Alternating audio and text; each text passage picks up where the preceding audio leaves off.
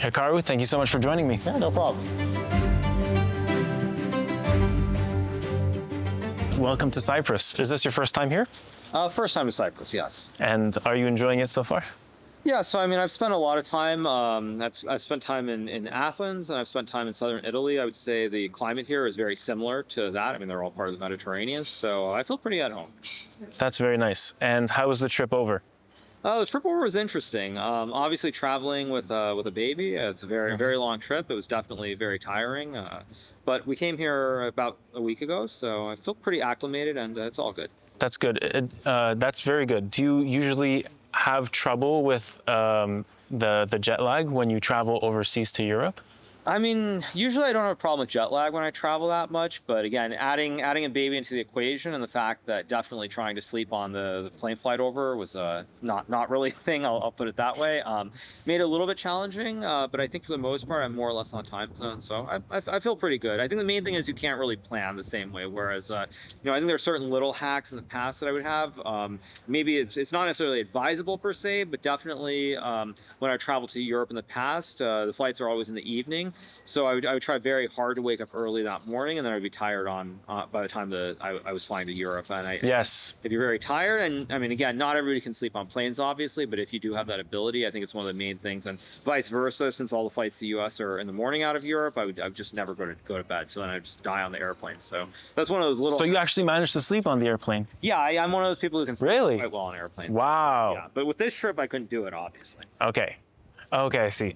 Yeah, because that's what happened to me. Like I woke up like normally and then late night flight and I can't sleep and then it's Exactly. the whole Yeah. schedule is messed up. Okay. I have a ton of questions. Sure. Within a 20-minute slot. I only can get a few in, Yeah. but here they are. This is your fourth candidates tournament.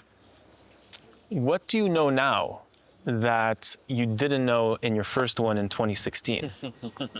Well, I think that's a very good question, because when I look at the candidates tournaments that I've played, I think 2022 and 2024 are fairly irrelevant from the standpoint of learning experience or something that I didn't already know. Because third and second place. Whereas I would say 2016 going to the event, I thought that I was a big favorite. I think when you go in with these huge expectations that you place on yourself, it's very difficult to play your best chess. Wow. And especially because I started off very badly. I lost in the second round to Karyakin and then the fourth round to Aronian. The tournament was a complete disaster for me. The result looks better than it was as I won towards the end and in garbage time, as we would say. But basically the pressure that I put on myself going to that event was not a good thing, and then feeling this desperation that I needed to win as soon as the results weren't going my way was a big mistake. And I think in 2024 specifically, I lost very early, but I was able to figure it out and then come back and win some games and have a chance to win the tournament. So it's very important to not really have great expectations and just play game by game. And how important is bounce back in tournaments like these?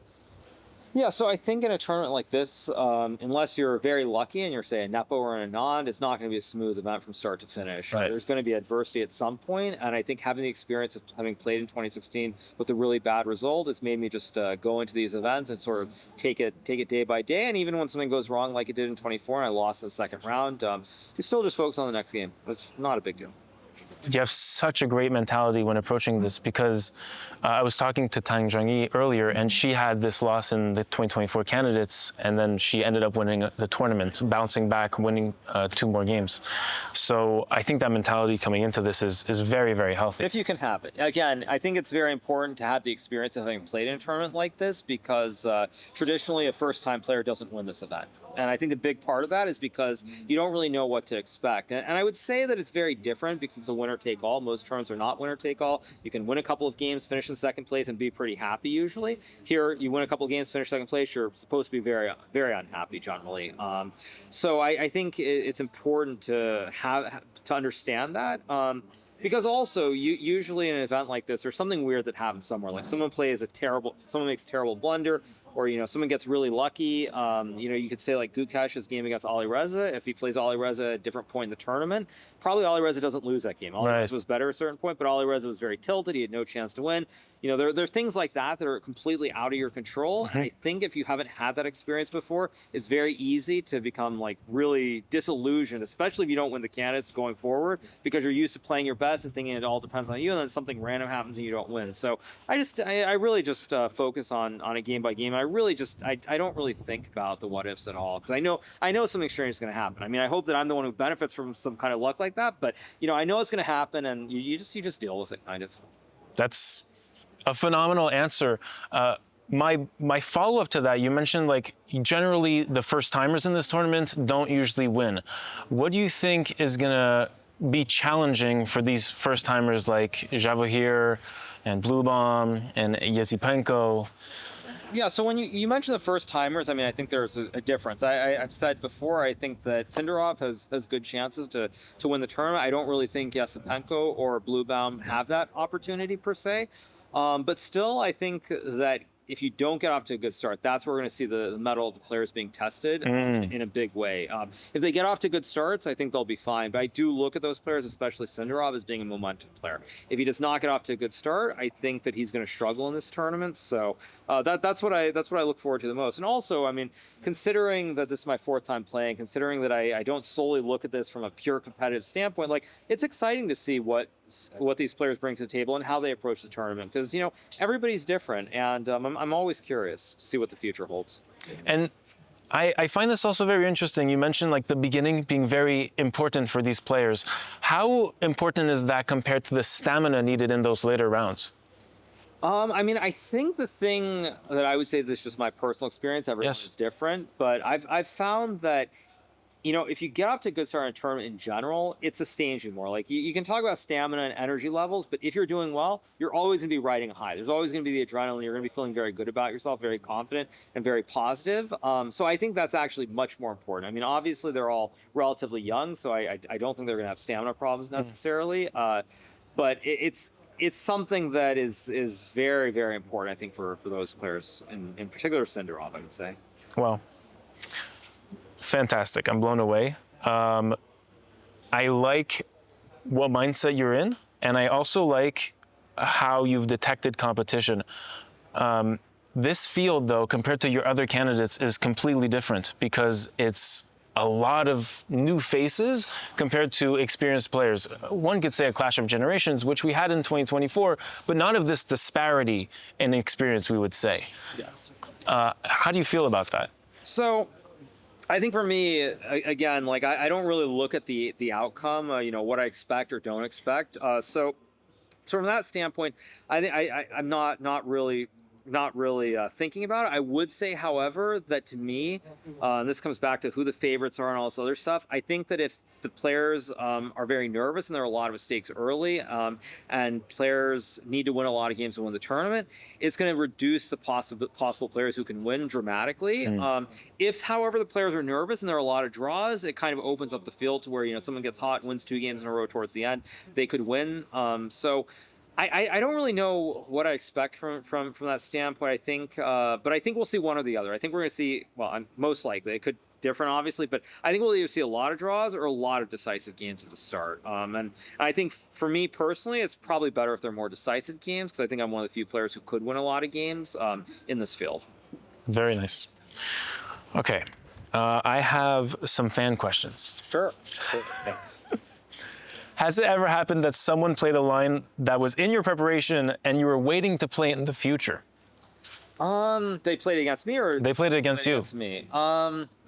Right off, I can't think of that happening against me. I will say one fun fact, which I've mentioned before, is that I had this game against FIDE in the Candidates in 2024, and something happened there that I can't recall ever happening, at least on a tournament of the same importance, which is that one of the lines that I looked at the Berlin that morning and actually prepared for it occurred in the game between Nepo and Ali Reza, and I will say that was actually very tilting. Like, it's not some excuse to make like the blunders I made when I lost that game, but it was actually a very, very weird feeling to see that. Wow. Or something I looked at that morning occurred because it was a novelty I'd come up with from the white side, and then to see Nepo playing. And he played the novelty. Yes, and he played. Oh my God. He, of course, beat Ali Reza in that game too, and that was actually very, very upsetting. So that's the closest thing that I can think of along those lines. That suits my fancy, 100%.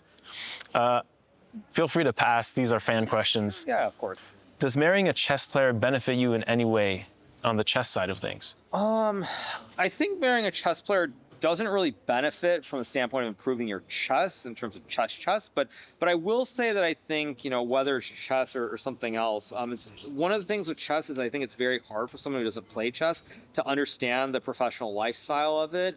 If you have a spouse who doesn't play chess at all, I think there's going to be a certain disconnect, a certain lack of understanding. It's not to say you can't make it work, but I think if you're married to someone who does play chess or has played chess at a high level, there's more of a chance of just like complete understanding and not having to explain everything. And that saves a lot of time and avoids a lot of problems too. And obviously when you have a positive result, everything's all merry, but let's say you have a bad result and maybe you're tilted, maybe you're mad.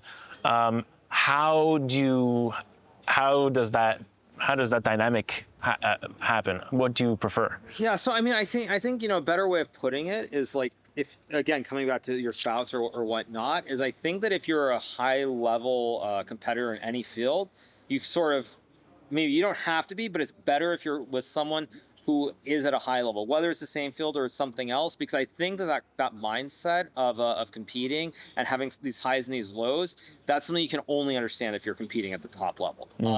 And so I say generally that you learn more from losses or bad moments in life than you do from, when everything's going well, whether it's chess or otherwise. There's much more that you learn from the downside than the upside. So I find it much more challenging to overcome things. Have you prepared for players individually for this tournament? And if so, is it harder to prepare for the younger part of the field or the older part of the field? Yeah, so I think the one thing that's very unique about the candidates is that there's a long break before the events. Or usually the players who are qualified, I would say about 4 to 5 months before the event happens, which is doesn't occur in any other event. Usually you play some event like Norway Chess or something, you find out a little bit before, maybe 3 months, and you also have other tournaments. So because of the long break, or not long break, but the long period of time before you play in the candidates, everybody has the ability to change their openings, and usually they do in fact play things that are different than what they've normally played. So at least for myself, I mean, I just prepare generally. I think trying to prepare for a specific player when they could play any opening under the sun is not really practical. So you just prepare across the board, and hopefully you get whatever. It doesn't matter. It could be Anish, it could be Fabi, could be anyone. You just prepare for everything. So you're preparing a lot for the element of surprise from your opponents. I mean, everybody's had 5 months to prepare for the event. If they don't have any surprises, I don't know what to say. In 2016, you came in 7th.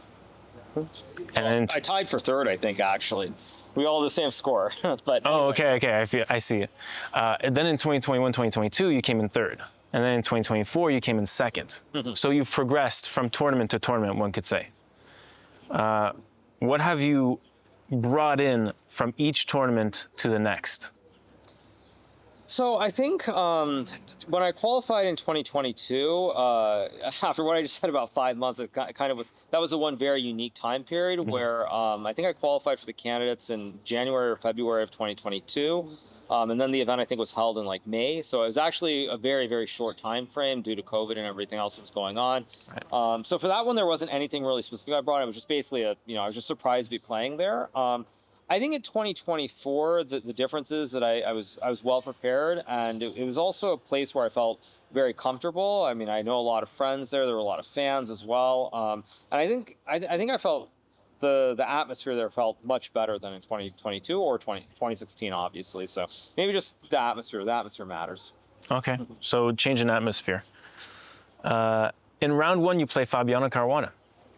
You have a great record against him in classical. How does this play a role into getting an early momentum, as you said, when starting the tournament? Yeah, so I mean, I played Fabi in the first round every single time, 16, 22, 24, fourth time in a row doing it.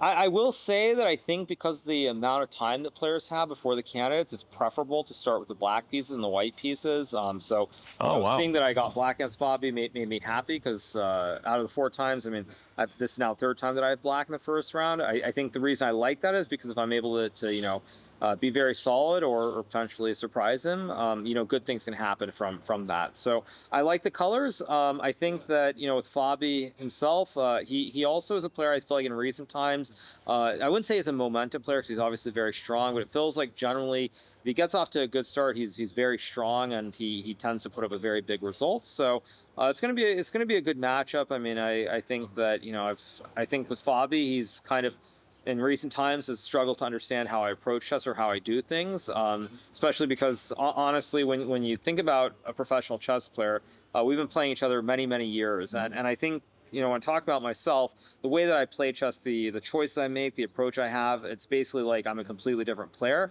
than I was in 2019. If you think about me being a player competing against Fabiano or anyone from say 2010 to 2019, nearly a decade, there was a very specific approach that I had at that time, and to go and kind of just like change it all completely to where I do nothing the way I did back then. It's I think very confusing for players at times, especially the ones who were around before the pandemic. I think that's played a role in why I have a good score. But obviously he's a very strong player, and it'll be exciting to compete against him once again. And is part of that change in approach because you started streaming chess in 2019? 100%. And how has streaming chess affected the way you approach a classical tournament, if anything? Yeah, I think it's very obvious that I make my income from online sources, not from playing chess professionally. When you're playing chess professionally and the way that you make money is literally from a handful of tournaments, I would say before the pandemic specifically. There's a Grand Chess Tour, which is where everybody made all their money. That was the only game in town, pretty much, other than a handful of other events. And so because of that, I would say it's like chess players now a little bit less than before. They had to essentially be glorified risk managers, where you have to pick the moments to make your boring draws and the moments to take chances, but you have to maintain your rankings so you get the invites to the tournaments. And I think because of that, it's very difficult to play freely. You sort of end up in this box where you play chess a certain way and you don't take chances in every game. You make decisions that maybe you would make otherwise if you didn't have to worry about the outcome so much. But I think being a pro player and because of the way that the structure of the system is, and making all your money from getting invitations to tournaments based on the world rankings, you don't play natural chess. And I think that the ability for me to make content online has changed that. And I can pretty much do anything I want because the result doesn't really matter that much at the end of the day. That's very interesting. Well, many say that you're the greatest calculator and the greatest defender in the world. Which one is more important in a tournament like the Candidates? I don't know who would say I'm the greatest calculator. I would not put myself in that category. Take. Okay, that's very nice. Maybe in bullet or in blitz when we got low on time. That's true. But I think when I talk about calculators, I think players like Fabi and then to a lesser degree somebody like a Gukesh are much better calculators generally than I am. But I would say that being a good defender is important because the players who are able to draw games where they're a little bit worse, if you can save half points in this tournament, that's very critical. So it's much more important to be a good defender than a good calculator in this specific event. Wow, fantastic.